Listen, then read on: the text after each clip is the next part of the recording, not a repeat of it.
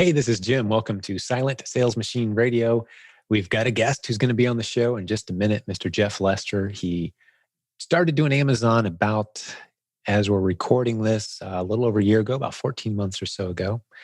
And he took our coaching program at jimcockramcoaching.com. He jumped in with both feet when he took a pay cut with his job because of COVID. And he and his wife had some anxious moments trying to decide what they were going to do next. And they jumped into Proven Amazon course and then our coaching, which there's links to all of that in the show notes at silentjim.com if you're interested after hearing his story. But I love that he took a very methodical, practical approach to this business, as we've heard so many times on this show, and he built something special. He's doing most of the work himself. He just passed the $100,000 total sales mark. He said his margins were, he said his ROI was around 90%. So that kind of helps paint the story of what they got going on here. He puts $1 in, gets almost $2 out. That's his business right now. And it's going really, really well. And I just am looking forward to sharing his story with you. We bring you a lot of these kinds of stories on this podcast, but each time it's not just a success story. These are real people with real bills to pay. They have mortgages, they have car payments, they have other obligations. This is how they're taking care of their family. And we take that obligation and commitment around here very, very seriously. We've helped a lot of people. My coaching director told me just a few days ago, we've coached over 7,000 people at this point. That just blows my mind. Our coaching team is simply incredible. They're people who care. They've got families. They've got successful businesses of their own, and they love helping people succeed. And today you're going to meet just yet another family that's benefited from the way we do things around here, helping people use the internet creatively to launch and grow multiple income streams. And today, as you've heard so many times on other guests recently, we've got someone else who's launched and built up an incredible Amazon business selling products that are readily available all around them.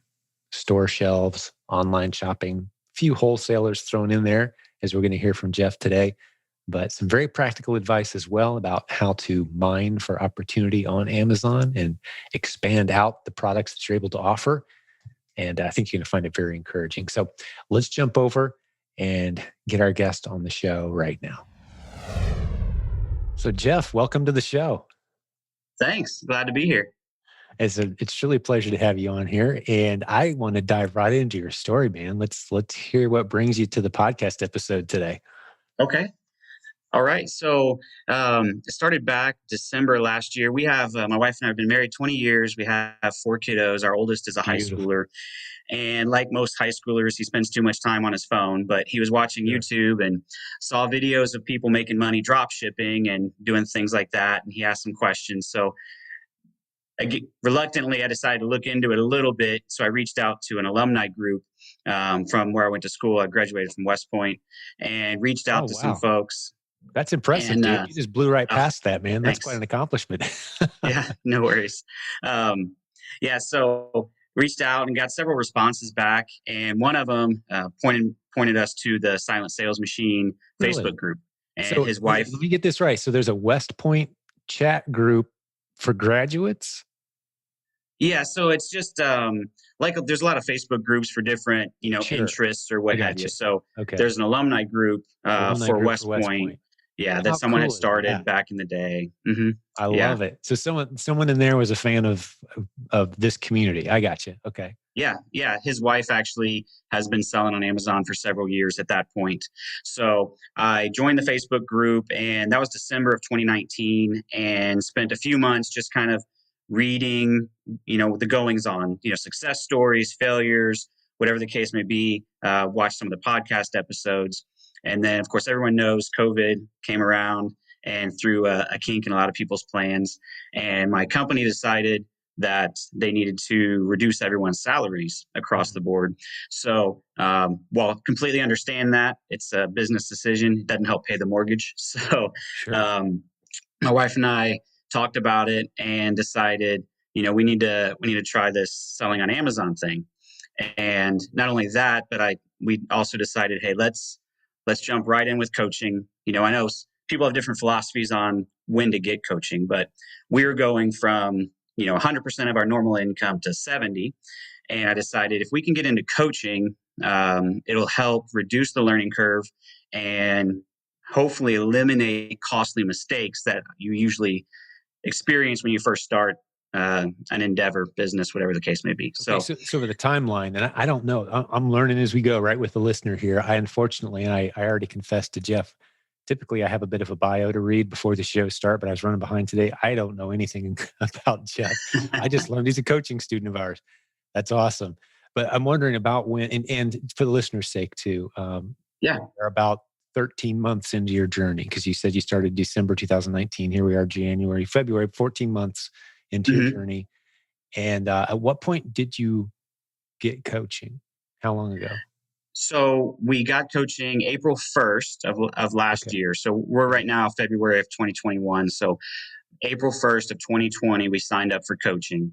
And between signing up for coaching and I have our first coaching call, I went entirely through the pack, almost probably 75% of the coursework, Wow. just trying The to replans course or the entire proven Amazon course?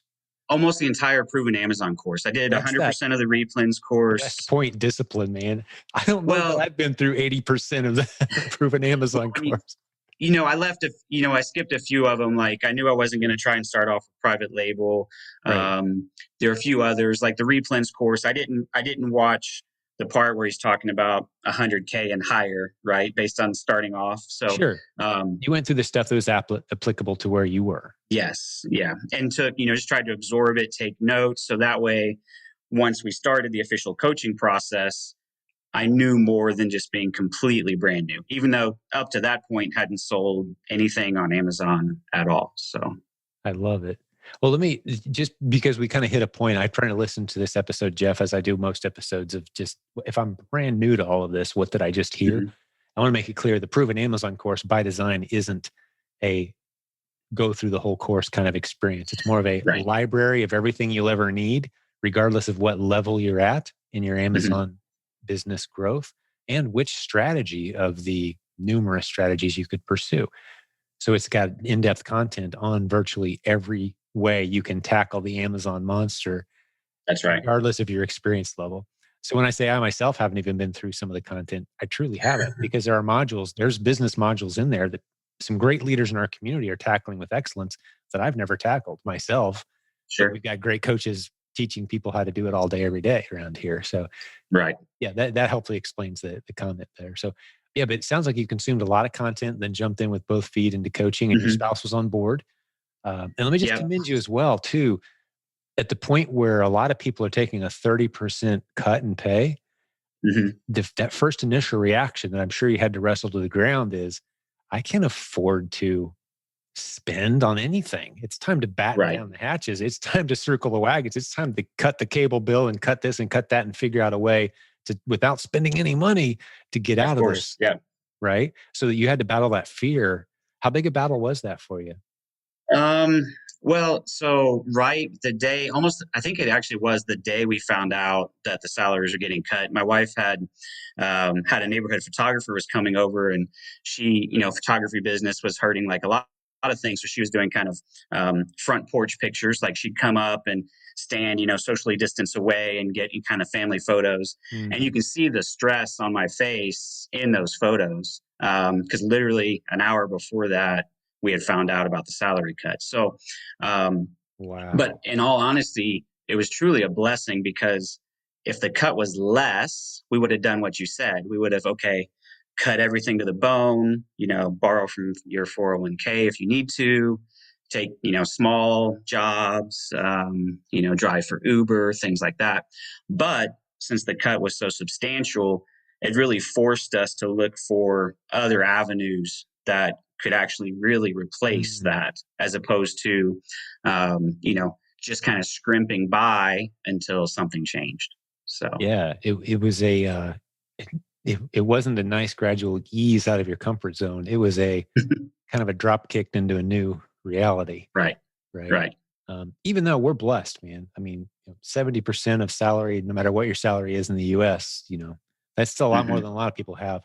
But when it's a Oh, yeah. complete shift in reality and you got kids and, Hmm. you got a spouse and a mortgage and you've got things happening that, that 30% shift is big. Yeah. So I was Right. curious how you guys had managed that, and kudos to you, man, for for embracing the change and jumping in. Yeah, well, I did the math first. I had just pressure washed our driveway, so I'm thinking, okay, how many driveways would I have to pressure wash? And there's not enough time in the day to do that. So then I started thinking about other jobs, and really there was nothing short of this or maybe a second full-time job, which of course that's almost impossible to do, to make up that difference. So the I tell people a lot that have learned that we're selling on Amazon, and they ask questions, and it's like a lot of things. If you want to get in shape, you start an exercise program. Most exercise programs will help you get towards your goal, but you actually have to do them, right? Right. So the Amazon, it's a process, and if you stick with it and follow the rules and the steps, you can get to where you need to go. None of the other options we were looking at back April last year were really going to get us close enough to where we wanted to be worth even trying. So Right. Yeah. I mean, I love a guy who's willing to get out there and hustle, put in the hours, do the work hard, but what are you actually building? Like I right, love the power washing driveways example. Like if, you get up at 4 a.m. every day and do your morning routine and you're out there working by 6 a.m. and you work hard till dark, you put some extra money in the bank, but you're going to be exhausted. You're going to be away from your family, and it's not a whole lot of money right. for the That's hustle. right. And you're not building an asset. You're not building No, something that can be necessarily sustained by somebody else coming in. They're not going to do it with the same excellence, right? right.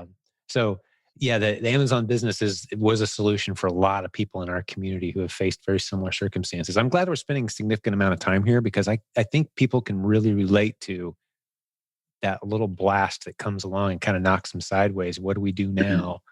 Right. Face the fear, do the math, think it through with your spouse. And now we get to the Yeah. good part of the story, I'm hoping. Yeah. Um, so we started in April, like I said, started our coaching. Our coach, yeah, he's been on your podcast a few times, Rich Potter. So he's Mm, fabulous coach, does a great job. Um, we started doing courses with him, and we'd have a Zoom call, and we'd go over a few things, and then more than a few things, but we'd have our discussions, and he'd give us kind of a list of homework, and then I'd email him the next day or two, hey, all this is done. What do I do now? So still just kind of trying to consume as much information as possible in right. those first steps. So we sent our first products into Amazon the end of April last year, and then had our first sale in May 5th. I remember that because my birthday is May 4th, so it's easy for me to remember. Mm. But that Star first Wars month, birthday. It's my dad's that's birthday right. too. That's right. May the 4th be with you. That's right. Our first month we sold, it was right around $8,600 on Wow. Amazon.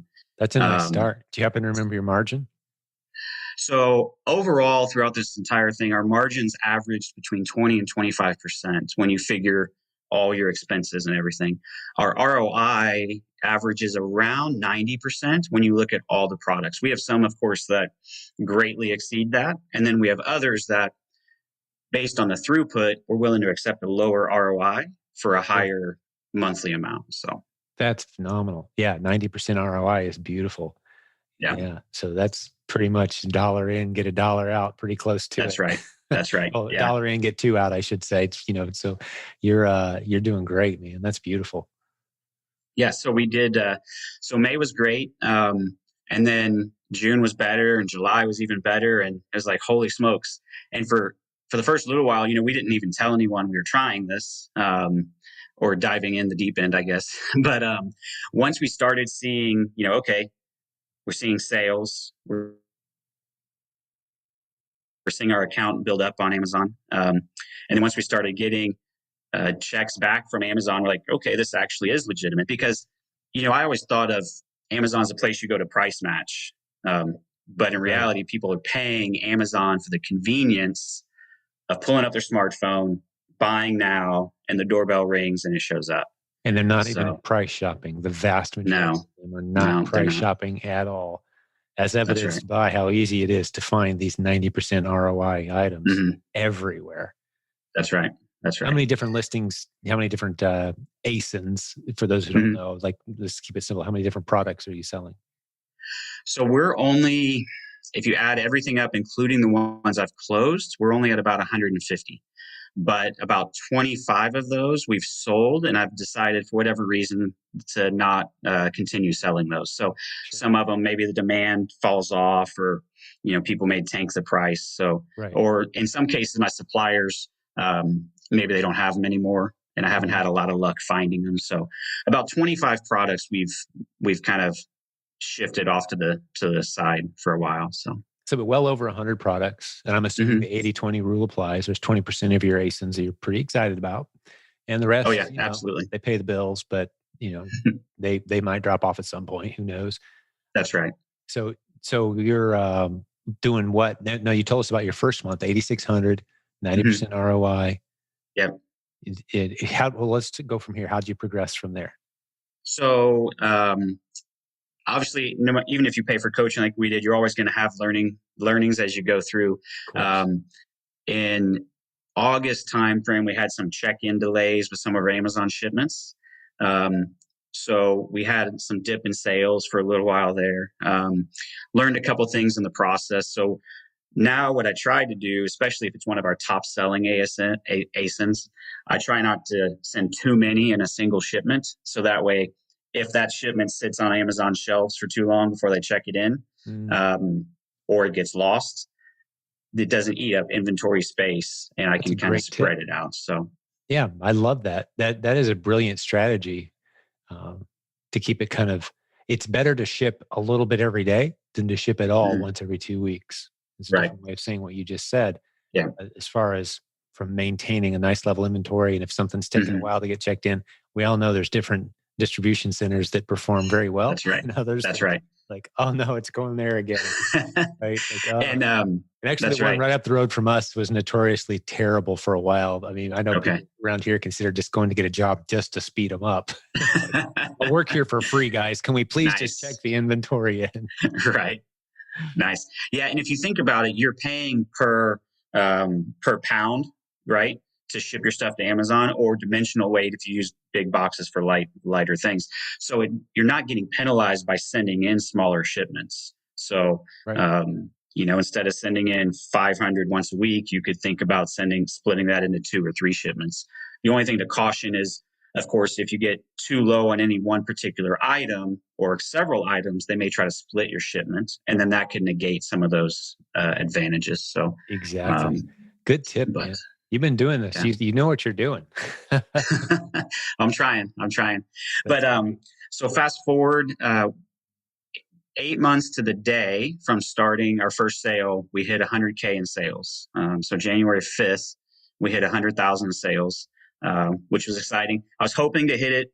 I'm kind of a numbers guy. I was hoping to hit it by December 31st, but it was kind of nice. It hit right on the 8-month mark. So it was a good feeling to see that number. 100K in your first 8 months. That's phenomenal. That's a beautiful business at 90% ROI. That's right. That's a beautiful. I mean, how many opportunities out there? And that's a lot of power washing driveways to put that much money in the bank. Right. That's right. And you're away from your family. And one thing we didn't cover too is the economy actually came back. So I'm in oil and gas, but the economy came back a little bit. So we got our salaries back a few months after we started the Amazon thing. So one thing I did is I kind of let my foot off the gas a little bit. So, we hit that 100K, but in reality, actively sourcing products, I haven't spent near as much time as I could or should have to hit the 100K. So, when I see people that have numbers that just blow mine out of the water, I completely understand it, because if you're just keeping your foot on that pedal, it's out there. The products are out there. The returns are out there. So yeah, absolutely. It's to me, the visual is, how much time do you have to spend chucking starfish into the ocean on the beach? Like, each one of them $100 bill. How much time do you have? I mean, you only have so much time in the day, so much energy in the day. How much time do you have to get out there and hit it to make it happen? And then to build systems eventually as well, which is probably the next stage of growth for you guys. Do you plan on leaving your career at any point, or you have any plans? My company's been good to me. I like what I do. We've been working from home this whole time. So, um, what the next step really is to kind of continue to build processes in place to where eventually, if we do, and when we return to the office, the the company can continue to function. The Amazon portion can continue to function, when I'm at the office all day. Right. So, um, Right. that's kind of the How next have you guys steps. divided up the responsibilities in the house? Tell me who does what. So, in the perfect 1960s or 50s sitcom, everyone helps along and it's real cheery. But Right. And dinner's on the in table at reality, 6 and right. Yeah. that's right. Um, and there's moments like that, right? So we have, Sure. especially when we first started, because the kids are super interested in it. But we would get stuff, and we'd have basically kind of like a packing party because we have 4 kids. So everyone would have a job, and we'd help pack stuff up, and so they'd Mm, learn what we're selling, and we'd talk about hey, this costs us this much. It sells on Amazon for this much, and this is our profit. So they get a lot of economics, classes around the kitchen island. But so most of the responsibilities fall on me, but mostly because we do have 4 kiddos. So my wife's super busy, 99.9% of the time doing that kind of of course. stuff. So, Yeah, good for her. um, And good for you too, man. Yeah, I mean that was our reality. I've got 5 kids, 24 down to my youngest, which just turned 14. But back the clock up 10 years, and there's a lot of chaos in the day. And now mhm. it's, are we going to see our kids today? I don't know. Have you seen any of them today? No. Do they still live here? I think so. Right. Right. Whereas back then it was like, crawling all over us all day, every day. Yeah. Vision of, divide and conquer kind of mentality Right. in the That's right. workforce. I So will say though, like, we don't do, so most of our stuff is wholesale. The majority of it is, um, probably about 80%, but then 20% is products you can find in retail stores. And that's something my wife actually has a really good eye for. She'll see something and she'll want it for us, and then she'll say, "Hey, you need to check this." And 9 times out of 10, if she's telling me to check it, it usually makes sense, has a good return on investment, sells frequently enough. So then instead of buying one for us, we're buying 12 or 24 to send right, in. So, clearing the but shelf. Yep. yeah. Beautiful. So how many different stores do you guys source from locally when you source?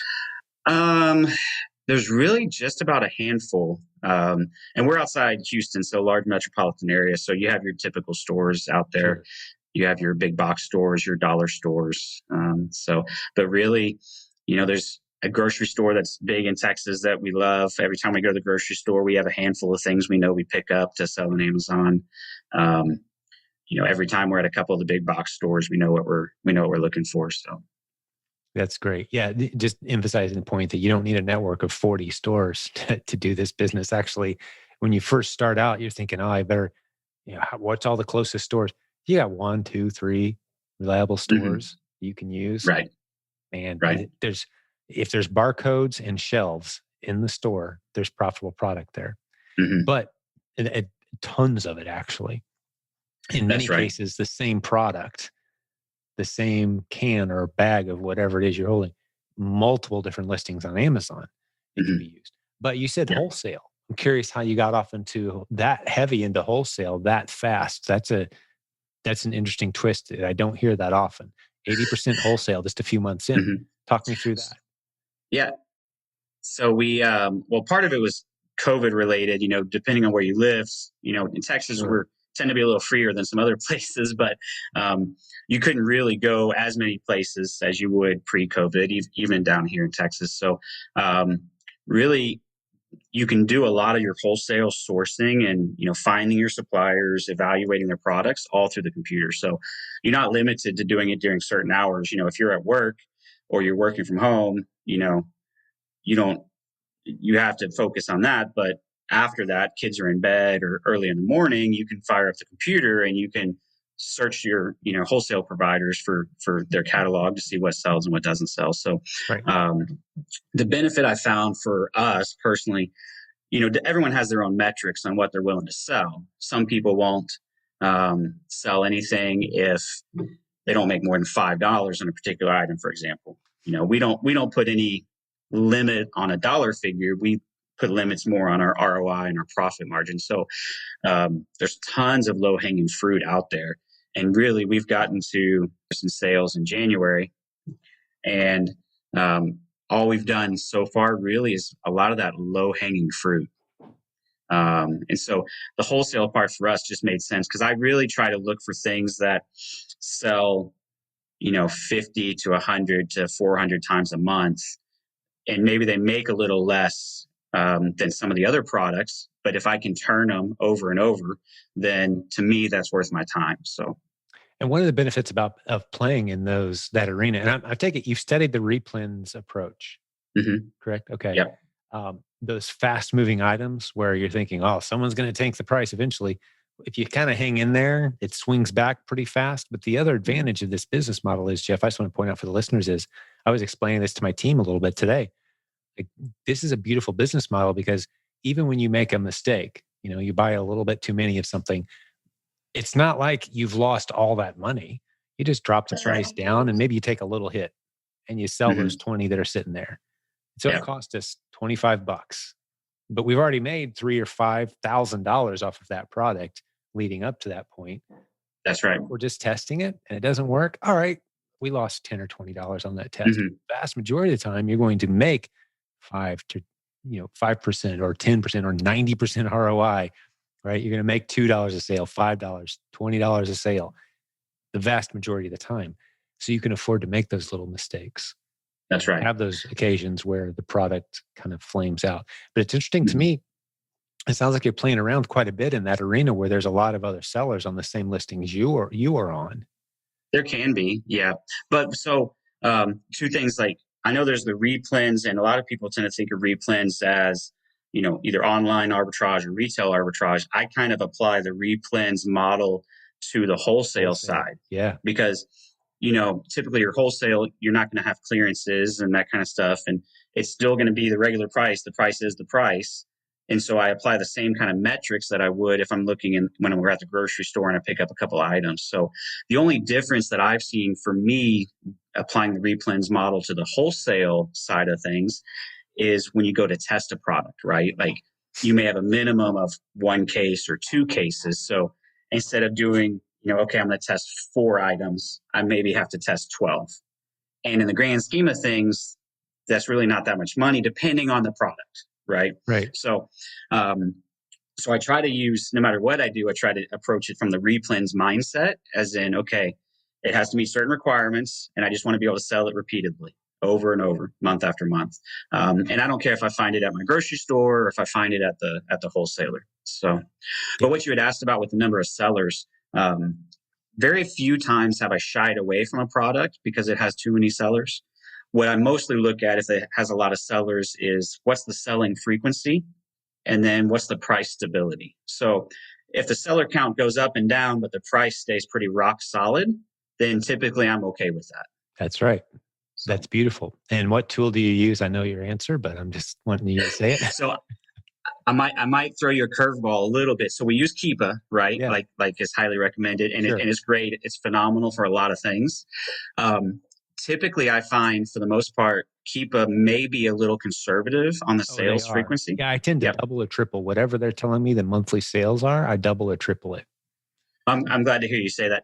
So what I do is I also use we use a software called Jungle Scout, and I'm not trying to pitch anyone to go buy that. The full version costs a fair amount of money, but there's a free estimator tool out there, and you can put in a ranking and the marketplace and the category, and they'll give you an estimate. Now, having said that, they tend to be a little aggressive in how many products they're high. Yeah. And Keepa tends to be low. So a lot of times through trial and error, I'll kind of come to my own conclusion. If Keepa says 20 and Jungle Scout says 400, I have my own kind of decision I make based on those two values and history of similar type products to gauge what I want to start with to test something. Sure. And the only way to know for sure is to send some in. And that's right. See what that's happens. Right. That's Absolutely. Really at the end of the day, because Amazon truly isn't sharing with anyone how many units of any given product is actually selling. Right. The only way to know for sure how much is selling is if you're the only seller and you're selling it yourself, and you look back over your shoulder and go, how many did we sell last month? That's the only way to get that accurate data. That's Right. literally the only way to know, because That's right. Amazon does not share enough data. So anyone who's telling you they know how many, hey, give me a keyword and I'll tell you how many times it's going to sell, or tell me the product rank and I'll tell you exactly how many times. No, there's algorithms that fail miserably in all Hmm. directions Yeah. trying to guess those things, and they're terrible. But a little Keepa commercial, since we talked a little bit about Keepa, the thing that makes it as reliable from my vantage point as anything else is we know that every time the rank drops, if it goes from ranked 400th 400,000 most popular ASIN in whatever category to 200. So we went from Hmm. 400,000 to 200,000, let's say. We know that at least one sale was made, That's right. because there's no other way to drop the rank. To improve the Hmm. rank means a sale was made. It could have been Yeah. 5 sales, it could have been 15 sales, but we know it was at least one sale That's right. that helped that rank drop. So Keepa tracks the drops, and it looks like a heartbeat. If it's Hmm. not selling, it goes up, up, up, up, up. That's bad. If you keep going up, that That's means right. no one's buying your stuff. But if it comes back down, okay, there was at least one sale made. And you Hmm. look at it the past few months, and you can kind of tell, wow, there's some good sales activity here. You can kind of estimate. Keepa takes a shot based on the up and down cardiogram of the rank, and says, That's hey, right. Yeah. this sells about 15, 20 times a month. Typically, they're under guessing, like you just said. And Hmm. that's kind of where you want to be safe.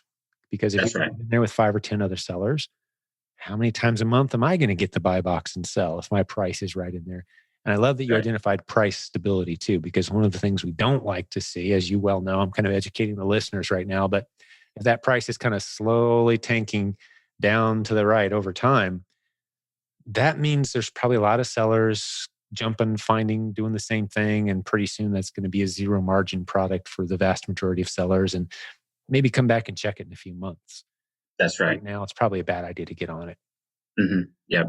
Another tip I'll share is, especially if maybe I'm checking my listings, haven't sold a particular product, as frequently as I'm used to, I'll check the price and I'll go and look within Keepa. It tells you the stock count usually for most buyers too. So, I'll look and yeah, Amazon's like, hey, you should lower your price. Well, if you look, you may find, okay, there's one FBA seller that dropped their price and they have two left. Well, depending on how many times a month it sells, that you should know if you've had it in stock for a while, you can decide, well, why would I lower my price? He's going to be sold out today. I can wait a day to make the money that I feel like I should for that product. So, Yeah, um, a tool that I love for that, because you can bounce around on Amazon and see right there. And I don't know, maybe you're using Keep in a way that I haven't actually, because it's got a lot of features, a lot of new features coming on. But I've been mhm. using Rev Seller, REV Yep, Seller, for that. we use that as well. Yeah, and it tells you. I love it because it tells you your margin on every product, regardless of whether you sell at FBM, which means you're shipping it Hmm. yourself, or FBA, which means you're sending it to Amazon and they ship. Typically, your That's right. margins are way better with Yeah. FBA, and you're going to win the buy box more often. So Hmm. FBA makes a lot more sense. I'd say 90% of the time, That's FBA right. makes sense. And I still meet a lot of sellers who are all FBM, ship it out of their own garage. And hey, you've got to try FBA. It really is Yeah. phenomenal, because let's say you're the only FBA seller and there's 20 FBM sellers. You're going to get the buy box most of the time as the only Yep. FBA seller. You're going to beat out. That's It right. doesn't matter what price point those other guys are at. You're going to get the buy box, and the Yep. customers by default are going to grab it, and they want it on their porch 2 hours from now. That's right. You're the one that's getting the sale. Yep. I'm glad you mentioned Rev Sellers. When I talk to, other people, whether it's family or friends that are interested in it, the two of the softwares I make sure and mention are Keepa, of course, and then Rev Seller, because it's so nice to, no matter what you pull up on Amazon, you have the Rev Seller box there and you can immediately see, okay, it already has the Amazon fees, it has the price in there. Yeah, And so you don't even have to put your price in yet to know if it's it's probably going to be profitable. worth your while. So, Yeah, you can see it right in front of you. And it tells you how many units all the other sellers have in stock right now at mhm. Amazon, how many they say they have. It's a beautiful tool. Yeah, actually, the guy that created Rev Sellers from our community, Oh, and wow, I didn't know he that. approached me when he first launched the tool. And I said, hey, I'll tell you what, man, if you'll give me the best price that anyone can ever have on your product, I'll help you sell it, because I think it's beautiful. Ran it past our whole leadership team. Everyone loved it. This is a winner. So if you go Hmm. to provenamazoncourse.com/rev seller, that's the best deal you're going to get anywhere on that course, or excuse me, on that tool. that plugs Mhm. right in. So anytime you're on Amazon.com, you can see winning ASINs will just jump off the page at you, basically. You can just kind of Yep, scroll through and you're going to see them jump off the page at you. It's a beautiful thing. that's So right. yeah, Keepa and RevSeller, that's all I use as far as for research tools. And I'm Mhm. good at finding ASINs. Give me an hour, I'll find 15 in the Sure. store, on my computer, whatever. It's, that's become one of the easier aspects of our business, is finding these new profitable winning ASINs. Right. So Absolutely. where else can we go in your store? You've been very useful. You've got a great story. You ramped up very quickly. You're working full Mhm. time. So it sounds to Yep. me you're doing most of the work yourself. Yeah, a fair amount. So recently we started, some of our friends have kids that are a little older, graduated high school, off to college and stuff. And so, um, when they're back here, we've hired a few of them off and on to help pack. So, if we continue to ramp up, that's probably something we'll continue to do. Because when I'm not packing something up, I could be looking for additional products, which is going to really help generate more income and revenue. Because anyone that you train for a few minutes really can pack and prep stuff the way you want to. So if I can free up some time from doing that, it'll help me to be able to source a little bit more. Yeah. So that's one thing. The other thing is I really need to.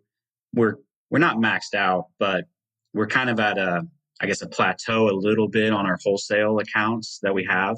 So I've told my wife I've committed to getting more into the traditional replens model as per Jimmy's course, that just to continue to add, those $20, $50 bills every month, from products you can just go find off the shelf. So they're out there. It's just a matter of, you know, you got to be willing to commit the time required. And I don't want to scare anyone off, because it's not a lot of time. It's just a little bit of time to find some of those products, and those products are repeatable, over and over. So it's just getting. I like doing stuff on the computer, so online arbitrage, that kind of stuff is easy for me. Going to the Appealing. stores, I'm liking it more and more. But when it first started out, this definitely was not necessarily my cup of tea. Was Yeah. spending time in the You probably stores. weren't as good at it then either. It can be a little frustrating to go out and like not find a whole lot. Once you're Hmm. good at it, I mean, I can hardly keep myself from going out and doing it.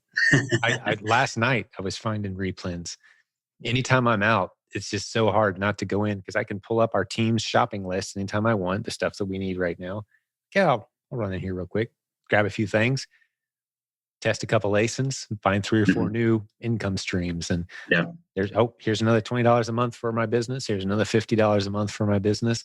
Just that's sitting right. right there in plain sight once you know how to Yeah. do the research.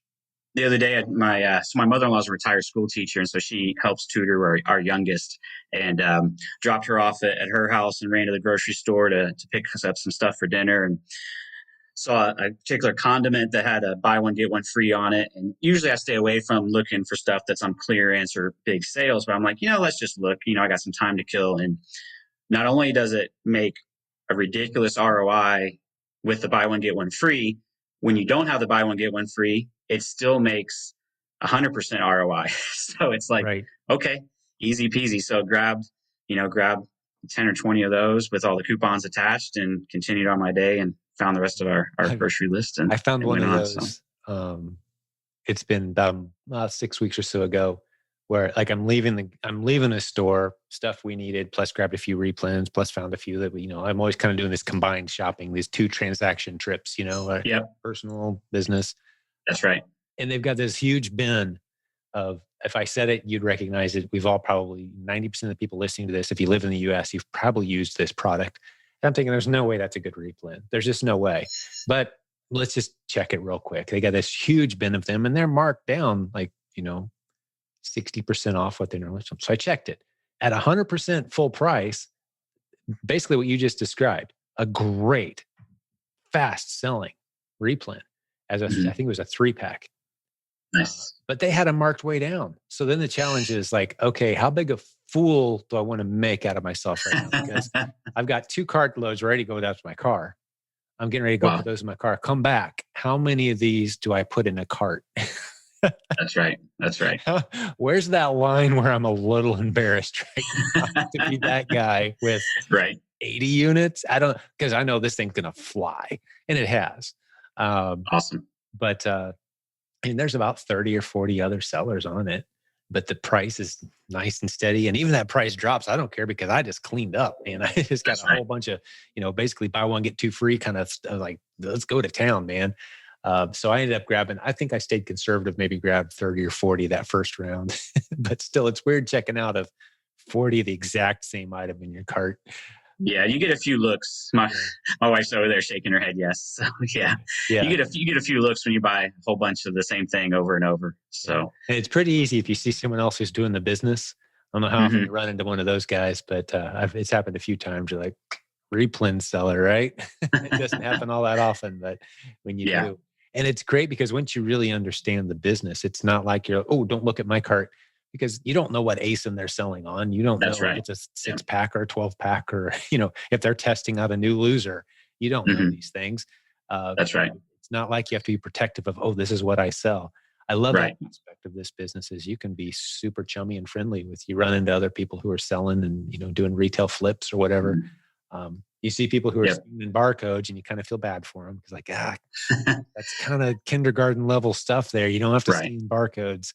You find out That's why better stuff, right? I love with the seller app, you can use you scan the image, the item, and that's fabulous because you can scan the barcode, but it's only going to pull up something if that UPC matches the UPC that is assigned to the product in Amazon, Right. and it's only going to bring up a single usually. So, Yep. you scan that picture, you're immediately going to see a whole ton of options because we have a lot of several products, several of our really good sellers even that we just order more of it from the wholesaler, but we just have to remember which listing we're selling it on for that particular shipment because for those that haven't done it before, you can sell the same thing on multiple listings if it's listed differently, if it's the single versus a 3 pack or 6 pack. So That's right. The bundle. there's I mean, there's a you lot of opportunities. you can very realistically end up with selling the same product on 10, 12 different listings.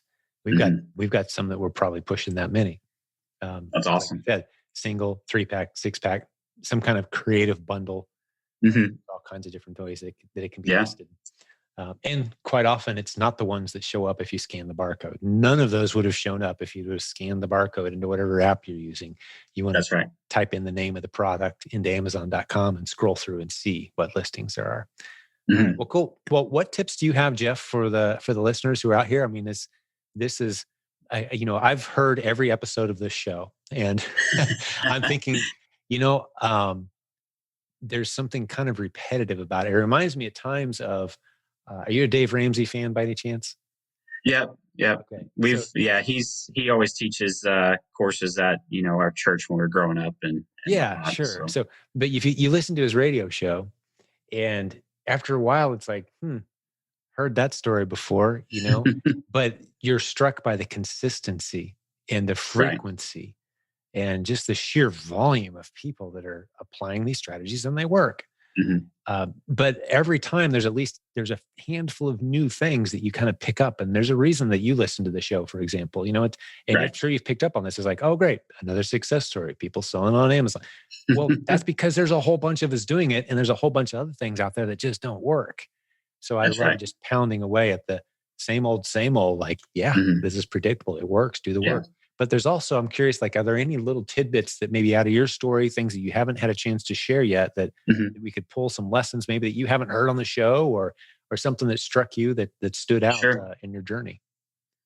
So one just kind of general comment is anytime there's a barrier to entry for a given market means the competition is going to be lower. So, even if we're all selling on Amazon, there's different things within Amazon that they place barriers to entry. So, the rudimentary ones people know are gated, right? If you're gated in grocery or topical, you want to get into those because it opens up more that you can sell, but also there's less competition.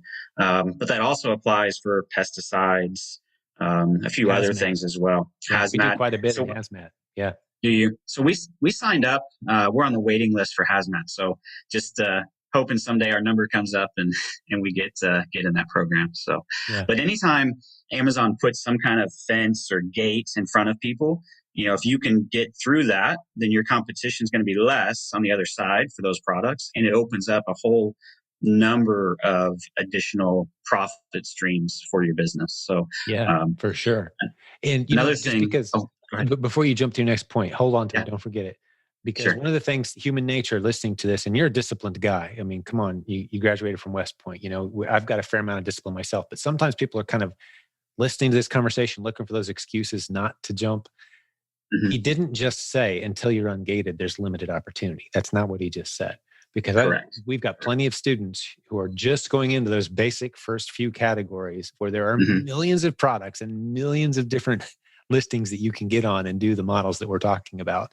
If That's you right. never get ungated, if you never get hazmat approval, if you never get into grocery, this is still a Hmm. massive opportunity. Yep. I was corresponding just this last night and then this morning with someone who they're nervous to sell grocery because, for whatever reasons, they're just not into it. They could be, Hmm. but they're not. They got away from it. And so they're only doing clothing now, which is very easy to get approved in. Okay. And they're spending $3,000 to $4,000 a day on inventory that they're flipping. Wow. They're great ROI That's just awesome. on clothing, not creating any of their own listings, Hmm. just finding good, using the replen strategy, and they're in clothing.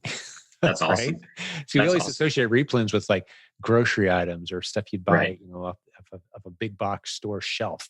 No, Hmm. those racks of clothes that you're walking past every time you go in, yeah, there's gold there too. So Yeah, it does, that's awesome. the category is kind of irrelevant. Hmm. And to build on what you said, so our first month we sold, like I said, $8,600. None of that was in anything that we were gated in.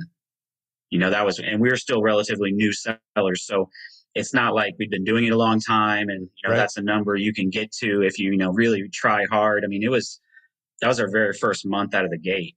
And we were still gated in everything a Everything. new seller was. So, Yeah, for sure. yeah. So, um, but another tip is, learn your software. So keep a lot of people, Keepa does so many things that a lot of people may not know about or haven't taken the time to, oh, let's click on that little hyperlink in the Keepa window and see where it takes me, because you can go and drill down with Keepa. They have a tab for data. You can look at offers. You can look at buy box statistics. So you can really exploit that and gain a whole lot of information about your listings and maybe what selling, for example, things like that from software you already have. So sometimes what can help your business is not, another piece of software or another trip or tool. It's maybe I need to look a little closely at what I'm already paying for and keep the price is whatever, 17, 18 a month, I think.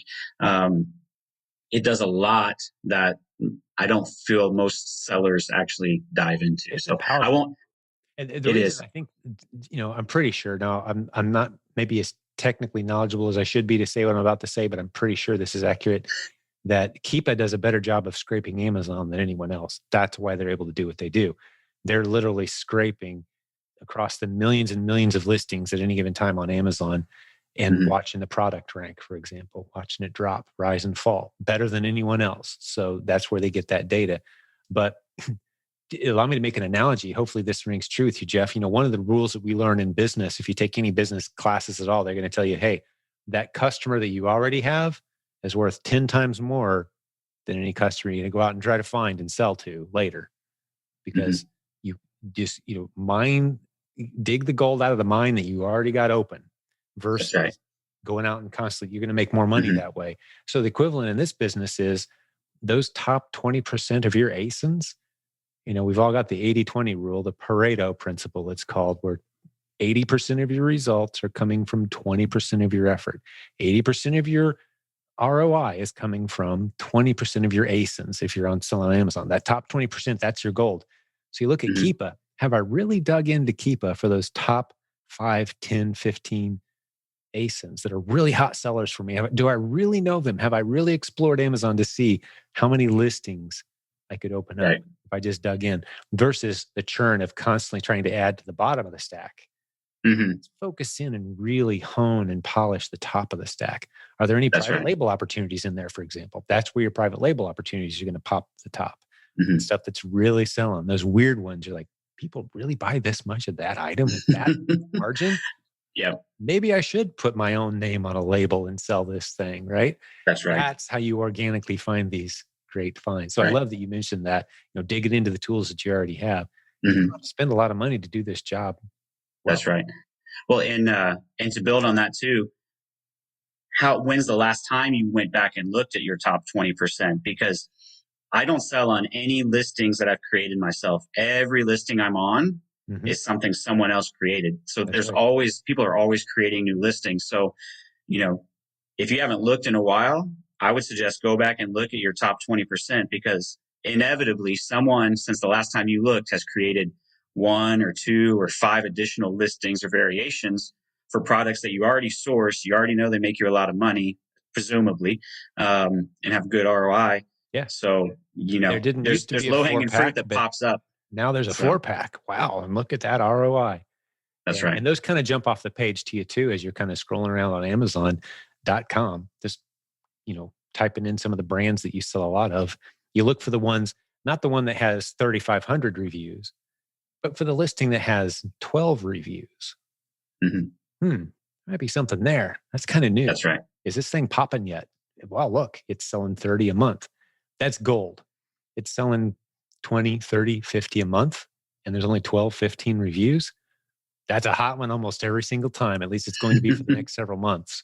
Jump Sure. on that one, right? That's I right. mean, the math works, but I can almost assure you that the math is going to work on those because it's a newer listing that someone set up with the intention of profiting. And apparently it's taken off well. And there's only a few sellers because there's only a few reviews and it just kind of got started. So, yeah, Hmm. that's a great tip. Uh, to me, it's almost that same analogy of, if you've got 4 hours to chop down a tree, sharpen your axe the first 3 hours. That to me is, replen sellers. Hey, spend some time making sure the top of your list is taken well care of. It feels Right. kind of boring compared to going out and finding new ASINs and new listings, but there's a lot of money there to be churned. I don't think Hmm. we've ever really focused in on that much, but I like that we kind of drifted in that direction. And that's kind of Sure. challenging me. Rather than going out on a snowy day and looking for new ASINs, I might stay home and look at our top 20% and do a little homework just to see what we're Right. missing. Well, especially because you already know where you buy it from. You already know if it's successful on the listings you have that you sell on. So, I mean, if you find those, it's just so easy. Yeah. So, Yeah. but yeah. Beautiful. Well, any other tips as we start to wrap this one up, man? I think this is a really helpful episode for a lot of people. No, not really. I mean, the biggest thing is, consistency and effort. I tell a lot of people it's not rocket science. You are on Amazon's platform, so you have to play by Amazon's rules. But if you follow the rules and you use your software to help you make um, objective decisions and not emotional decisions on what you're going to try to sell and what makes money, what doesn't, um, pretty much anyone can be successful if you follow the steps that make sense. And so one thing early on, our coach asked us like, well, what do you want to sell? And we're like, anything that makes us money. And he's like, that's right. It That's the doesn't, right you answer. don't care why people want it or, where they live. And, well, someone out there wouldn't like it, or it doesn't matter. Or why would If they it pay sells that much enough, for that? that's right. Who Doesn't cares? matter. Because they will. That's right. That's right. Look at the So, data. It says they do. They do. yeah. But yeah, Cool. that's the biggest thing is, and you know, if you're just starting out or you're thinking about starting out, use the tools at your disposal and trust those tools. And you can start small and reinvest. You don't have to start with a big bankroll for those people that are listening and wanting to get started. So That's right. It's not a pricey business to start. That's right. Well, great episode, man. Really appreciate it. And thank your family for loaning you to us. And yeah, shared some really absolutely. cool stuff with us today. So I think I'll wrap this one up, man. I think we just put in a nice episode for the listeners. And if you have any questions for us, there's links in the show notes. You can go to silentjim.com, follow up. Be sure to tell Jeff thank you if in the show notes or sorry, in the comment section below, if you're watching on YouTube, for example, thank our guests if you would, because it really is a big sacrifice to take an hour plus out of your day and do these things. But hopefully it's spoken to you and challenged you on what's possible. And here's yet another incredible success story. Someone who got in, did the work, built a great business. And I think you're very matter of fact, Jeff, in the way that you present, like, yeah, get in and do it. It's not complicated. And I don't think it's anything that, that you learned at, from your college education. I mean, this is just basic stuff, right? It's not like Yeah, you have to have a business degree to do this stuff. It's no, you basic don't. And math. actually, yeah, and actually, I made the comment, my kids are learning probably more economics through helping us with this business than they would in school. So You hit the nail on the head there, man. I could go off on a tangent very easily there, but just exposing your kids to the reality of buying products, buying low, selling high, serving well, you explaining like, these toys aren't for you guys. These are for other mommies who are having birthday parties tomorrow, and they're going to be unable to go out shopping tonight, and they want this present for their little girl. That's why we're doing this right now, is to help that mom. So you can connect the dot to the customer, that end person who's benefiting from your work. Kids can, and you'll light a fire, which is my wife and I's definition of a good education. It's not filling a bucket with Yep. just in case information they might need someday. It's lighting a fire and teaching them that, hey, you can get the information you need when you need it just in time. That's a great education, teaching them to learn what they need as they go. But absolutely. Great hanging out with you today, man. And to the listeners, all the business building warriors out there, God bless you guys. Thanks for spending some time with Jeff and I today. Hopefully you enjoyed this episode. Give us your feedback. Share it with a friend. Just send them to silentjim.com and tell them check out the podcast. Who knows? You might change someone's life like it did for Jeff and his family. They've got a whole new, different economic outlook now and for their future, financial outlook. So we love seeing that happen. We'll have another great episode for you just like this one again real soon. Looking forward to joining you then.